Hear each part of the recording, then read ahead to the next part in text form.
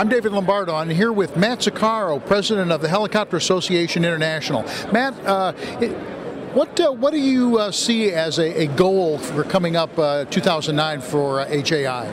Well, I think the basics stick to our primary mission profile, which is safety first above everything else. Our educational initiatives, which have gone extremely well here. And also the mentoring and career outreach to the young people, which is the next generation to help carry our industry into the next century. And I think those are the things that are important. From an operational standpoint, it's to enhance the environment. And one of our programs is ADS-B technology, support of that and implementation into areas like the Gulf of Mexico. Also to take that technology and put it into communities such as EMS to provide them the proper operating environment to do their valuable mission. And we're focusing a lot on creating a similar operating environment such as the airlines have, more relying on IFR type operations, where the industry can eventually get to a point where it seamlessly transfers from VFR to IFR operations just like the rest of the aviation community. We just attended the safety, we had a town hall meeting, safety meeting. Great. And one of the predominant topics was SMS, and I was rather surprised to see that within that group, really very few actually had implemented an SMS system. Is that something that you're looking at doing throughout the industry? Well, yeah, we've taken a lot of initiative on that.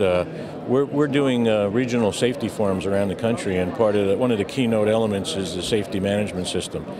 Here at HeliExpo, there's actually a workshop dedicated to safety management system implementation. And the IHST, which I'm honored to co-chair, which is the International Helicopter Safety Team, the effort to reduce the accident rate internationally, in essence has developed a system, safety management system, I should say, toolkit.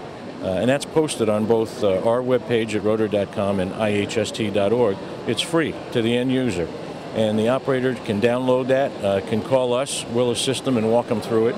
And it's a foundation pro forma document to help all the operators to develop safety management systems. The key element to that, though, is it's focused to the smaller operator, 1 to 5 aircraft.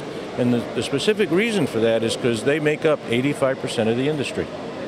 What do you see in 2009? What is the biggest issue you see facing your industry? Well, I think certainly with the economic, situation that we have is to monitor that closely. Right now, we're weathering it very well, both as an association and an industry. And we just want to keep on top of that to make sure that we assist in any way we can to maintain the proper economic environment for helicopters to be operated. I have to keynote that with the fact that we're never going to get off of our primary focus, which is safety, and that's going to continue aggressively throughout 2009. What I find interesting is the fixed-wing community, business aviation, is really taking a hit, both because of some PR disasters, which were really unfortunate, but in general, they really are having a problem. But it appears here at HeliExpo, things seem to be going pretty well. Why is there a difference between the two? Well, there's a difference between us and the rest of the aviation community because we're so diversified. Most other aviation segments only conduct one primary mission, passenger transport normally. We're not like that at all. We have upwards of 50 to 60 mission profiles. They run the entire gamut from aerial firefighting, logging, electronic news gathering, tour. The list is endless. So certain segments might feel an economic impact and the other segments continue to be stable or do well. And the resources, namely the aircraft, personnel that are within the helicopter industry, tend to redistribute across the entire spectrum, so we're survivors. One note I will make, though, about the corporate aircraft is you mentioned the PR impact on corporate aircraft, and I have to tell you, I agree fully with Ed Boland that that's been a complete misrepresentation of the value of corporate aircraft. The value to the company, the efficiency of that corporation, its ability to compete internationally on the open marketplace, and the economic benefit to the greater good of those jobs and the activity they generate. So I really feel for them. They're being misrepresented, and it's not fair. And just one more question. Is this going to all translate then into having a really effective HeliExpo this year? Our HeliExpo is already a success. There's all the numbers that are indicators for HeliExpo in terms of square footage, number of exhibitors, displays that we have, aircraft in the hall, educational courses. Those are all beyond where we were last year. Last year in Houston was our most successful show ever.